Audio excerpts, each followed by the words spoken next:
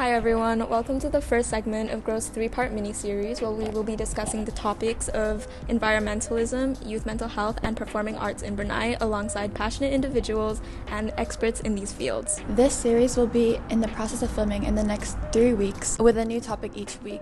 Today we are fortunate enough to be joined by 5 individuals to share their views and opinions on the topic of today, which is environmentalism. My name is Alisha. And I'm Hana. And we hope that this will provide viewers with a chance to relate to and learn more about sustainability, climate change, and water pollution, and much more. Hello, my name is Qarirah. Everybody can call me Kar. I am currently a uni student. I'm taking a Bachelor of Science in Communications in UTB. I'm also affiliated with 2 organizations. I am the Communicator Officer for My Actions SDG, which is an awareness campaign for the 17 SDGs within Brunei, as well as IAN Brunei, which is ASEAN Youth Advocate Networks, as the research and education member.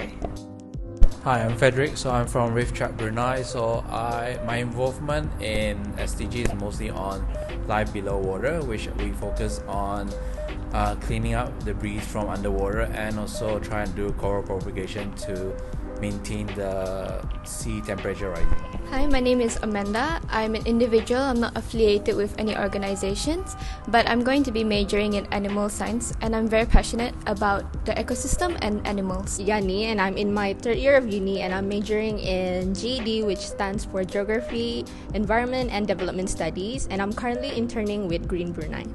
Hi, I'm Khaliq bin Haji Lokman. I'm an environmental officer working for the Department of Environment, Parks and Recreation, or JASTRE. And then I'm also a US Youth for Southeast Asia Leadership alumni in 2017. So basically, I'm an environmental officer. So the first question is, what have you or your business/establishment contributed to the environmentalism scene in Brunei? The initiative that we have done in JASTRE all started from ideas from the JASTRE team for the workforce. So a number of initiatives like the No Plastic Bag initiative, that's like from my department.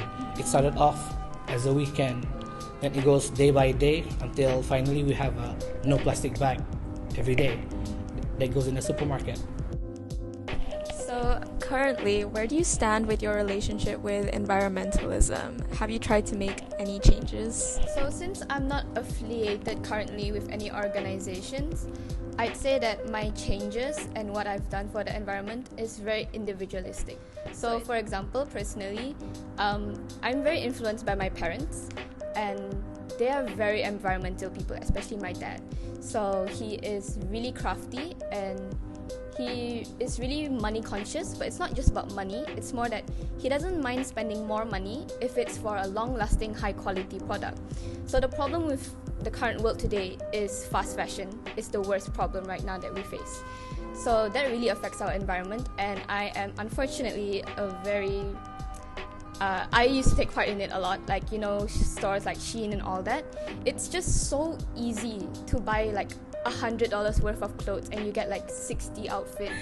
So I've changed my ways, no more fast fashion. So something that has helped me, it's really interesting, it's called a capsule closet. Buy basic clothes that you can pair every day, and so you just need to rely on 16 clothings at max, shirts and skirts and pants included, and you have your outfits for forever. So the next question is, how do you think that social media plays a part in spreading awareness when it comes to environmentalism? And also, do you think that there's a lack of urgency among youth or just all people in Brunei when it comes to environmental issues? So don't you guys think it's so amazing that we have a lot of social media platforms nowadays? You have Twitter, right now it's TikTok, and then Instagram, Facebook. If it's not on Facebook, then somebody would post it on WhatsApp. It's all over, it's everywhere. So I really think that the one who's passionate would care about it, but then the ones who don't really care about it would just let it go after a good 3 days after the trend is there, and then it's gone. So the problem is that people don't see their effect every day. We mentioned about we follow TikTok. Everyone follow, and it's undeniable. You can't avoid that. And because what we see and we find it funny, a funny pet, a funny dog, funny cat, and we just keep on flipping to that same thing, it will just filter to that. But if you start changing the mindset of your phone and set it to say go environmental, go sustainable, then your phone starts to adjust and focus it into those videos, and then you learn things from that. I mean, that's one way. So yeah, in the theme of this event and us being growth, like why do you think that youth empowerment is so important? Why can we not just leave it to the adults? Why do you think that it's important to encourage youth to take action? I believe that the youth are more energetic, they are more creative, they are more innovative, so they have that driving force to impact more changes. I feel like it's also like a very big collaboration thing where you can't just rely on the youth, because it's the adults that have the knowledge, that have the experience. So it's like, as a youth, it's really easy to like, you know, you're so passionate that sometimes you forget about the reality. I think that's how working hand in hand is so important. Talk about change. Change is difficult. So what are your thoughts in that? How would you change the mindset? So I think one way to change mindsets would definitely be, again, the words that we've been using throughout this whole thing is awareness. That's one thing. But I think rather than just continuously raise awareness over and over again, I think we should also teach them how to do it. There's a lot of awareness but lack of teaching on how to do it. So that's, I think, another way. So by implementing small habits, like the smallest things, start to use recycling bags, which is already implemented in Brunei. And I do believe like these small habits can eventually become bigger and bigger, and you become more conscious on what you do. I've been trying to tackle like zero waste, and it's such an like a big thing in the US. I've seen it all over TikTok, like zero waste using like tablets for toothpaste and stuff. But unfortunately, we don't really have that in Brunei, so we also lack the accessibility to become more sustainable. Also with the people around us as well, we don't see a lot of people around us change, so you have that mindset, oh, why should I change if everybody's not changing as well?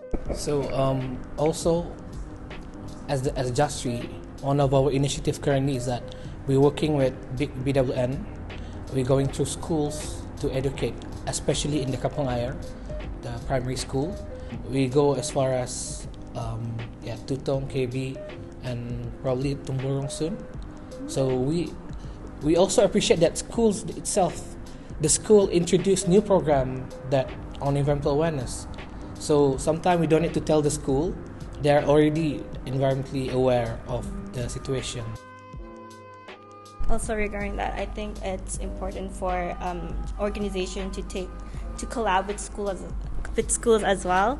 And within my actions for SDG, we go through this like an awareness trip.